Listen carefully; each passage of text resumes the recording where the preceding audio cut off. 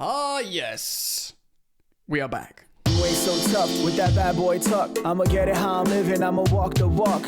Outline my lines, I rap through thought. Namaste, friends. How's it going, man? Welcome back to the channel, Football Therapy, with me, your host, Jan. At Chelsea News, welcome back to Chelsea News. Newsworthy stuff we're going to be talking about of returning important players to the Chelsea team. And I do want to speak about a few players in isolation.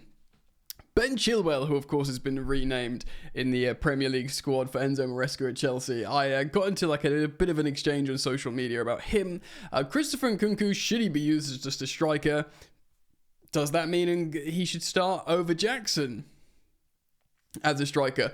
And maybe if we have time, a little bit on Raheem Sterling as well. Yes, so there is actually a lot to get into today, so I'll thank you for joining me. A bit of housework, thank you for liking the video. If you do want to subscribe, that would be kind, because we are on the road to 200,000, which is a lot, of course, and I aim to hit that this season. We do need to get to 190,000 first. So thank you for subscribing, thank you for liking, let's get into it. Alright then, quickly, I'm going to cite an article from Jamie Dickinson on the Evening Standard giving an update on the Chelsea injuries, which of course, the last couple of years is a very newsworthy topic. He writes, Chelsea are preparing to welcome back several key figures into the first team after 6 members of the squad missed the win over Bournemouth. Fofana and Cole Palmer brushed off injury doubts to feature, of course, in the 1-0 win at the Vitality Stadium on Saturday, with Nkunku grabbing the only goal with an assist from the debutant Jadon Sancho. Maybe more on him in a moment. Chelsea travel to West Ham on Saturday as they look to move up the Premier League table from their current 8th place, which isn't really the worst start considering we've also had to play Man City. Palace was frustrating, but we've done that to death. So, boss Enzo Maresca may be able to call upon the likes of Enzo Fernandez, Romeo Lavia, which could be huge, and Kiernan Dewsbury-Hall, which, let's be real, at the moment, not many people are, missing Kiernan Dewsbury-Hall. No disrespect to him. But let's just figure out what's going on. Enzo Fernandez was a surprise absentee, of course, in the game. He played twice for Argentina in the international break, but he was missing later. Apparently he's got this illness. He's coming back. He should be available for the weekend. Kiernan Dewsbury-Hall also available back on the weekend. He also had he was absent due to illness. Now, of course, Romeo Lavia, who played in Chelsea's first 2 games of the season, but has since been missing due to a hamstring injury. The midfielder has suffered an injury hit last season at Stamford Bridge, but before the Bournemouth match said he's very, very close, hopefully back for the next game. So again, West Ham. So actually, Romeo Lavia returning is huge, especially when, Renato Vega's looked impressive in spells in the midfield, but we really need to dominate games a little bit more. And if you're starting both Lavia and Caicedo in the midfield, I think a lot of us are feeling a lot better. Enzo Fernandez has got immense quality. He will be an important part of big lineups for Chelsea. But for the moment, while we try and find our feet, while the attackers try and find their chemistry, combinational play, and confidence, to have that good, solid foundation in midfield means a lot. And whether that's inverting right backs, which we're about to talk about, or if it's Lavia starting next to Caicedo, it's a positive thing. Right then, Malo Gusto, of course, he was sidelined with a hamstring injury. Maresca said he's still out, and he's not available for the Bournemouth game, and his potential return date is unknown. Same with Reece James. He said, and again, Enzo Maresca says, unfortunately, Reece needs more time. Now, we enjoy 2 of the best right backs, heck, in the game, in Malo Gusto and Reece James. Let's not forget how good Reece James is. He's ruddy wicked. So he is. People are doing that thing, right? And we're about to talk about Ben Chilwell in a moment. That in someone's absence, you just think they're bad footballers. But I'm not saying people are saying about Reece James is a bad footballer, but people are forgetting how transformational he can be if he's fit, firing, and in form. He can play that inverted role really well. He can score goals. He can do all kinds of great stuff. I do want to see Reece James back in business at Chelsea, and I want to see him starting in the Chelsea lineup you might have great belief in Gusto, whatever, fine, so do I, but Reece James just starts, hands down. So the sooner we get him back in the team, the better. Right, so I posted on my social media at Football Yannick. If you guys want to follow me on Instagram, it's at Football Yannick, like that, as you can see. Ding, ding, ding, ding. Do give us a follow on there. Yeah, man, about Ben Chilwell. Now, I'll talk about it, right? I was listening to Carl Anker on the Totally Football Show, which is an athletic football podcast, and he was talking about Jadon Sancho does so well when combining with a left back, if he's playing on the left, full back, but let's say left back because he does want to be a left-sided player, as a right footer who wants to cut in. He said when there's an advancing fullback, he plays really, really, really well with him. And if we look at the game against Bournemouth, I know some of you in my reply said that Cucurella was inverting into midfield. We looked at his heat map on my match review. When Malo Gusto inverts into the midfield, look at his heat map. He's a midfielder. Cucurella was basically playing as just a left back. And he got forward a few times in the second half and combined very well with Jadon Sancho. He did what Jadon Sancho wants as an elite left winger. And he made the certain runs he wants, his combinational play. And it was good, and that makes Jadon Sancho better. It elevates Jadon Sancho's performance. So, if we are truly going to just really only invert the right-sided, the right fullback in Malo Gusto and indeed Reece James. In fact, Malo Gusto's played left-back and inverted at some points. You see it less with Cucurella, strangely enough. But if we are going to play these games, when we don't invert a fullback and we play more of a conventional back four, and for example, we ended up seeing Caicedo and Vega. Now, when we invert a player, the inverted fullback joins Caicedo to make that box two, not starting Renato Vega. So if we are going to start two players like that and play a conventional back four, then the left back needs to be a left back, right? Not an inverting left back, not a join the back three left back. It needs to be a guy who can play as a conventional left back. And Ben Chilwell has been registered in Chelsea's Premier League squad under Enzo Maresca. Now, for me, Chilwell is the exact kind of fullback that Jadon Sancho would love to play on the left wing. Chile is still only 27 years old. He doesn't turn 28 until late December. He's in his prime, Ben Chilwell. He gets so much disrespect on social media platforms about this dustin finish and this, that, and the other. He is an elite left back. Elite. He's a Champions League winning left wing back. He is superb. He's a great goal scorer. He can defend. He showed that in Porto against Manchester City. Pep Guardiola's Man City in 2021. Only wasn't that long ago, guys. He is an elite left back. Now, I'm not saying he should start Chelsea games if everyone's fully fit, because I do think, personally, if everyone's fully fit, you start Reece James at right back, and Cucurella sort of joins at back three as left back, tucks in. That's the conventional Maresca style of play. The right back inverts, Reece James joins Caicedo, Cucurella tucks in, to join a back three. He'll join Wesley Fofana and Levi Colwill, for example. But if there are games when you're not inverting a fullback and you need fullbacks to join the wingers and create overloads, then there is still a place for Ben Chilwell at Chelsea. I mean, I'm not saying Cucurella can't do it. He did a bit with Jadon Sancho. But if you said to anyone, whether you're a Cucurella stan or a Chilwell stan, if someone said to you, who's the more attacking fullback? Of course, everyone's going to say Ben Chilwell. Of course, he's the more attacking fullback. He's the one that will get forward. He'll create space, loads of space for Jadon Sancho. Jadon Sancho can also create space for an inverting left back in Ben Chilwell.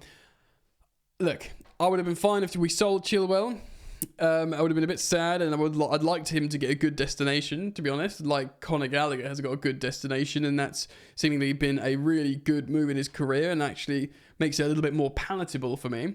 I never championed Gallagher as a definite starter for Chelsea in the next few years, but I wanted to keep him generally in the squad. But I love the move to Atletico in isolation, separating from my, a bit sad that he's gone. It's an amazing move. He won man of the match last game out. Conor Gallagher, he scored his first goal for Atletico. I was translating the Spanish comments on social media, and they were all loving him. And everyone's saying he's the perfect Simeone player, which he is. So, if Chile has to go, I'd love for him to get a really good landing spot like that, because he's an excellent player. But there could still be time for him. There could still be time for him. And we're going to talk about Raheem Sterling, who seemingly there's no time for. But Ben Chilwell, if we do play a back four system where the left back gets forward and helps and combines with the left winger, it could be Jadon Sancho and Chile. Do leave your thoughts on him down in the comment section below, because it seemed to be like a point of contention. And I was getting a little bit of heat for backing my boy Chile. All right, 2 more players I want to discuss. In fact, let's just do Sterling now, and then we'll end with Nkunku versus Jackson for a centre forward. Because Sterling obviously made his debut for Arsenal. He was already catching heat from Arsenal fans about not making a pass, which is, tends to happen. I'm not gonna dig out Sterling. I know what he is. He's a good player. He's a very accomplished player. He's good at a certain amount of things. Chelsea fans I saw on social media enjoying him maybe not making that pass. I don't see how this ends well for us either way. I mean, what's our target here, right? We surely, because at the moment we're paying him to play for Arsenal, right? It's the sporting directors, it's Budalik Barley that wanted Sterling out the door. Maybe Todd was sort of backing Sterling a little bit like he was backing Pochettino. That's what reports are suggesting, that he wanted to keep Pochettino and he sort of liked Sterling a little bit more and didn't like the treatment of Sterling, which is fine, and that's another story. But I guess we want Raheem Sterling to perform really well for Arsenal, so they buy him? Surely that's the end game here, right? Because you can laugh all you want, go, oh yeah, Sterling's another one of Chelsea's players aren't doing well. Although, Kai Havertz, I know he costs a lot of money and he's not been a superstar. They've bought a starting 11 player and a very, very good team. So I don't think anyone's really looked like a mug in that deal. I think Havertz is a good player.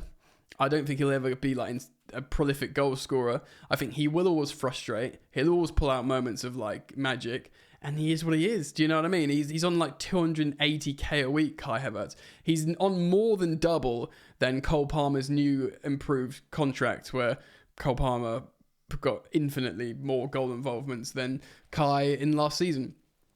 So, what do we want with Sterling? Do you want him to fail at Arsenal? We pay over half his wages for this season. He doesn't do well, and then he comes back and we can't sell him. And you're just praying he'll accept a Saudi move, or do you want him to do really well at Arsenal so they buy him and we're absolved? Maybe they spend 20 million pounds on him, and we don't have to pay his wages anymore or whatever.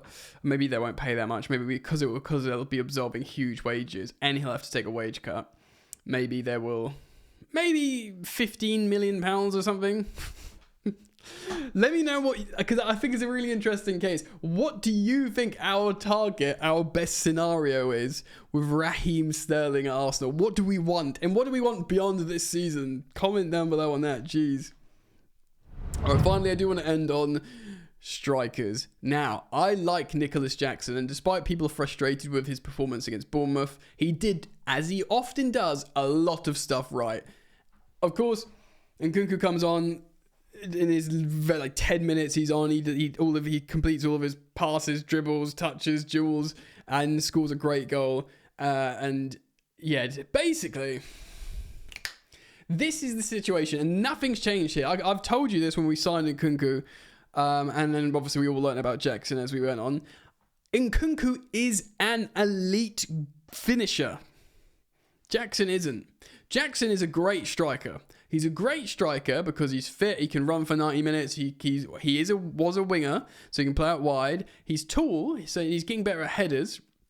He's not a pushover. He's quite strong, and he's actually very, very technically gifted. Jackson. He doesn't always pull it off, but he's intelligent enough to know when to do flicks, tricks, combinations, dummies. He does all that stuff, and he's only how old's Jackson? 23. 22? I don't even know how old Nicholas Jackson is. He's young. Nicholas Jackson. He is 23, yeah. So he's only recently turned 23. Very, very young. By the time he's 25, entering his prime, he could be excellent. But you look at Jackson, he generally underperforms his expected goals. Whereas Nkunku is a renowned elite finisher for like Leipzig, PSG look very good, and for France he's just a great goal scorer. Even for Chelsea in his limited sample size, if you look at the chances generated, the goals scored, it's very, very good. He's an elite finisher of moves. Now, he doesn't want to play as a centre forward, he's not a striker. We've said it before, his ideal position, the 26-year-old, he turns 27 in November in a couple of months. So, you know, he's getting to that point now where when you turn 27 and you're an elite player, you need to be a starter. You need to be a starter. He needs to be the starting striker for Chelsea, and Jackson needs to be an elite second choice pushing Nkunku. Nkunku drops, he'll be back in there. And like I said, there could be situations where they both play. The thing is with Christopher Nkunku, he's a self-proclaimed forward that plays on the inside. He doesn't want to play out wide. He wants to play on the inside. He's been farmed out as a left winger before, but his main position is attacking midfield or second striker. I'm looking at him here on player data and Transfermarkt. He's never listed as a centre forward, as a number 9, as a striker. A second striker is probably his favourite. He wants to play in the pocket off someone. He doesn't want to be leading the line. You don't want to expect him to do hold-up play. He absolutely doesn't want to play with his back to goal. He wants to be moving and progressing into the space. Bit more cloak and dagger.